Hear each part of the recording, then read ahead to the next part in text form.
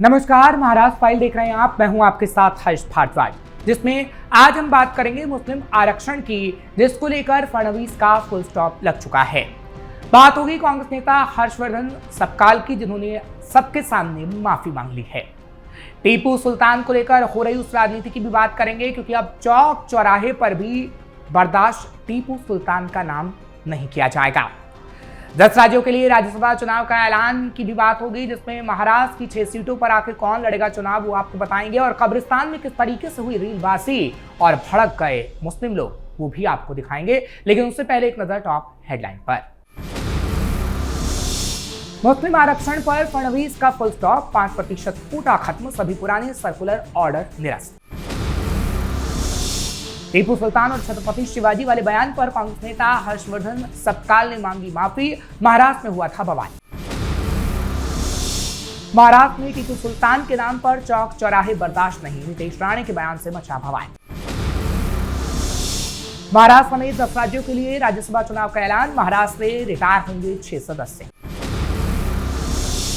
कब्रिस्तान में रीलबाज, वीडियो बनाकर कब्रों पर लिखे नामों का उड़ाया मजाक, भड़के मुस्लिम समुदाय के लोग।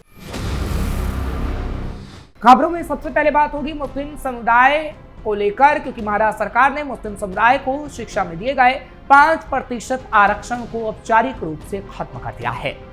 नया शासन निर्णय यानी जीआर जारी करते हुए सरकार ने 2014 में शुरू हुई इस आरक्षण प्रक्रिया को पूर्ण रूप से खत्म घोषित किया। अब इस श्रेणी के विद्यार्थियों को कॉलेज और अन्य शैक्षणिक संस्थानों में 5% आरक्षण नहीं मिलेगा।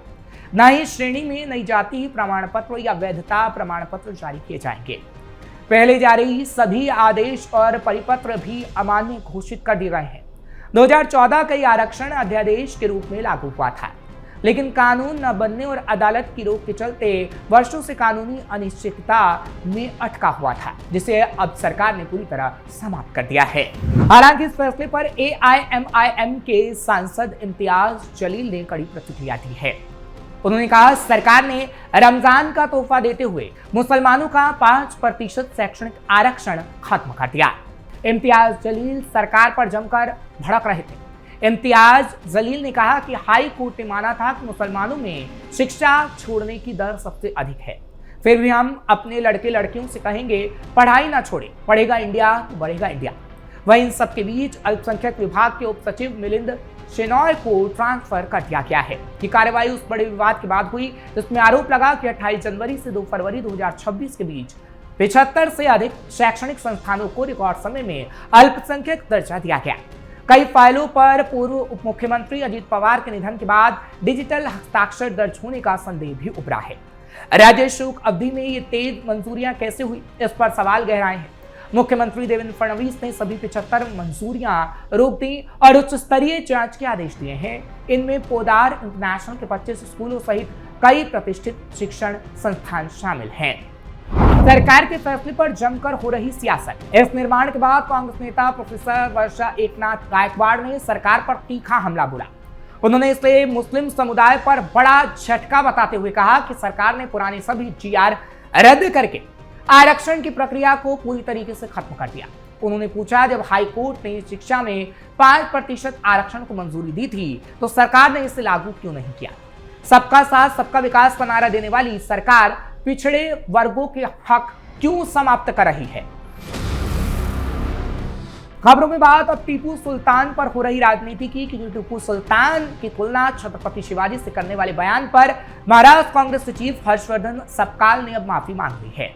उन्होंने कथित तौर पर अपने बयान में मराठा राजा छत्रपति शिवाजी महाराज और 18वीं सदी के मैसूर के शासक टीपू सुल्तान के बीच समानताएं बताई थी। उनके इस बयान के बाद महाराष्ट्र में राजनीतिक घमासान मच गया था। बीजेपी ने बयान को तोड़ मरोड़ कर पेश किया। कांग्रेस नेता हर्षवर्धन सपकाल ने कहा कि उनका कभी भी लोगों की भावनाओं को ठेस पहुंचाने का इरादा नहीं था। उन्होंने दावा किया कि बीजेपी ने गलत इरादे से उनके बयान को तोड़ मरोड़ कर पेश किया। उन्होंने कहा कि मेरे बयान से छत्रपति शिवाजी महाराज के कुछ फॉलोअर्स को ठेस पहुंची है और मैं उनसे माफी मांगता हूं। हाथ जोड़कर कांग्रेस नेता ने माफी मांगी और कहा कि मेरा कभी भी किसी की भावनाओं को ठेस पहुंचाने का इरादा नहीं, मैं सभी लोगों से माफी मांगता हूं। दरअसल ये पूरा विवाद तब शुरू हुआ जब मालेगांव म्युनिसिपल कॉर्पोरेशन के डिप्टी मेयर शान हिंद निहाल अहमद के ऑफिस में टीपू सुल्तान की तस्वीर को लगाया गया था। इस कदम का शिवसेना पार्षदों और कई हिंदू संगठनों ने विरोध किया। कांग्रेस नेता हर्षवर्धन सपकाल माफी मांगते उसके बाद नजर आए। हालांकि इस बयान के दौरान हर्षवर्धन सपकाल ने शिवाजी महाराज की बहादुरी और उनके स्वराज्य के विजन का जिक्र भी किया।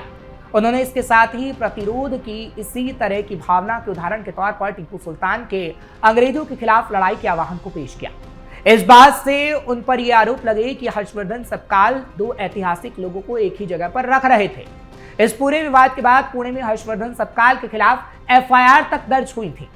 मुख्यमंत्री देवेंद्र फडणवीस ने भी कांग्रेस नेता की कड़ी आलोचना करते हुए कहा था कि महाराष्ट्र शिवाजी महाराज का अपमान बर्दाश्त नहीं करेगा, जिसके बाद अब कांग्रेस नेता ने माफी मांग ली है। अब बात करते हैं बीजेपी नेता के उस बयान की जिस पर बवाल मचा है। दरअसल महाराष्ट्र के मंत्री और बीजेपी नेता नीतीश राणे ने कहा है कि टीपू सुल्तान के नाम पर बने सार्वजनिक चौकों को बर्दाश्त नहीं किया जाएगा और उनका दावा है कि ऐसे नाम वाले स्थान पाकिस्तान में बनाए जाने चाहिए। मंत्री नीतीश राणे की ये टिप्पणी कांग्रेस प्रदेश अध्यक्ष हर्षवर्धन सपकाल के ही उस बयान के बाद आई थी जिसमें उन्होंने छत्रपति शिवाजी महाराज और 18वीं सदी के मशहूर शासक टीपू सुल्तान के बीच तुलना की थी। ठाणे के मीरा भयंदर और अन्य शहरों में टीपू सुल्तान के नाम पर बने सार्वजनिक चौराहों के बारे में पूछे जाने पर नीतीश राणे ने कहा, जहां कहीं भी ऐसे चौक चौराहे मौजूद हैं, हम उन्हें उखाड़ फेंकेंगे। टीपू सुल्तान की कब्रें उखाड़ी जाएंगी। टीपू के नाम पर बने सभी चौक पाकिस्तान और इस्लामाबाद में बनने चाहिए। इस दौरान उन्होंने चेतावनी देते हुए कहा कि हम अपने हिंदू राष्ट्र में इस तरह की मनमानी बर्दाश्त नहीं करेंगे और चुप बिल्कुल नहीं बैठेंगे। बता दें कि ठाणे में मालवानी महोत्सव में भाग लेने आए नीतीश राणे ने यह भी कहा है कि मुंबई में प्रस्तावित भवन की तरह ही 5 साल के भीतर ठाणे में भी एक कोंकण भवन का निर्माण किया जाएगा, जो कोंकण क्षेत्र के लोगों के लिए केंद्र के रूप में काम करेगा। कोंकण क्षेत्र के कांकावली से विधायक ने कहा कि वो व्यक्तिगत रूप से नगर आयुक्त से इस मामले को उठाएंगे और स्थानीय प्रतिनिधियों से इस पर कार्रवाई करने का आग्रह भी करेंगे। मुंबई की महापौर को नीतीश राणे ने लिखा पत्र। इतना ही नहीं, नीतीश राणे ने कहा है कि उन्होंने मुंबई की महापौर ऋतु तावड़े को पत्र लिखकर राज्य की राजधानी में कोंकण भवन के निर्माण की भी मांग की है। उन्होंने बताया कि सुविधा कोंकण क्षेत्र के उन लोगों की मदद करेगी जो रोजगार के लिए शहरों में पलायन कर गए हैं, लेकिन अपने मूल स्थानों से जुड़े रहना चाहते हैं। खबरों में अब बात करते हैं राज्यसभा चुनाव के घोषणा की। दरअसल चुनाव आयोग ने राज्यसभा के लिए चुनाव का कार्यक्रम घोषित कर दिया है। ये चुनाव उन सदस्यों की जगह भरने के लिए कराया जा रहा है जिनका कार्यकाल अप्रैल 2026 में पूरा हो जाएगा। कुल 10 राज्यों की 37 सीटों पर चुनाव होगा। चुनाव आयोग द्वारा जारी कार्यक्रम के मुताबिक 26 फरवरी 2026 को अधिसूचना जारी की जाएगी। नामांकन दाखिल करने, जांच और नाम वापस लेने की प्रक्रिया तय समय सीमा के मुताबिक पूरी की जाएगी। इन सभी सीटों के लिए 16 मार्च 2026 को मतदान होगा। मतदान उसी दिन होगा और मतगणना भी 16 मार्च को ही की जाएगी। चुनाव महाराष्ट्र, तमिलनाडु, पश्चिम बंगाल, बिहार, उड़ीसा, असम, छत्तीसगढ़, हरियाणा, तेलंगाना और हिमाचल प्रदेश की सीटों के लिए कराया जाएगा। राजनीतिक दलों ने अपने उम्मीदवारों के चयन की प्रक्रिया शुरू कर दी है और राज्यों में चुनावी हलचल काफी तेज हो गई है।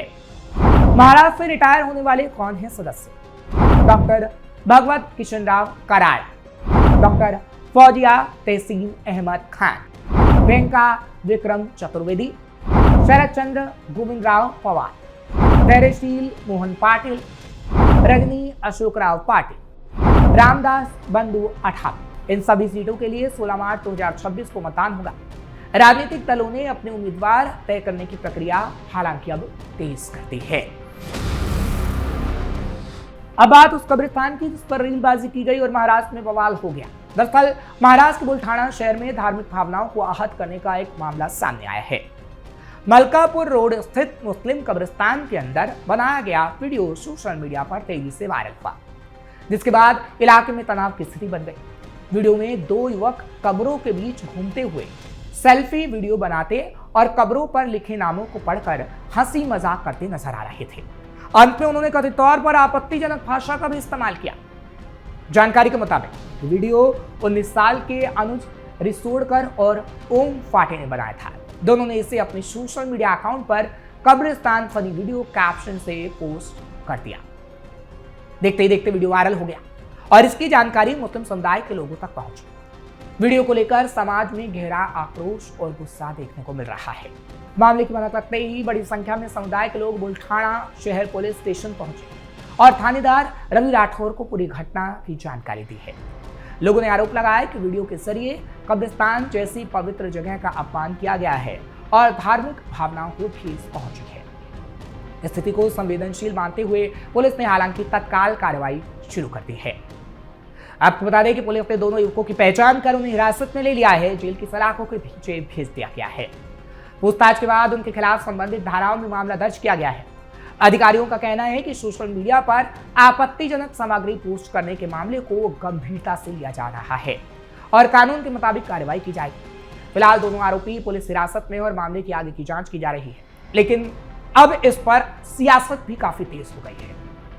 AIMIM लगातार आरोप लगा रही है कि फडणवीस की सरकार में लगातार ऐसे मामले सामने आ रहे हैं, लेकिन फडणवीस की सरकार कुछ नहीं कर पा रही है। वहीं कांग्रेस और उद्धव के नेता ने भी सरकार को आड़े हाथों लिया और उनसे सवाल पूछा कि जब ऐसी तस्वीर आती है तो तुरंत कार्रवाई क्यों नहीं की जाती।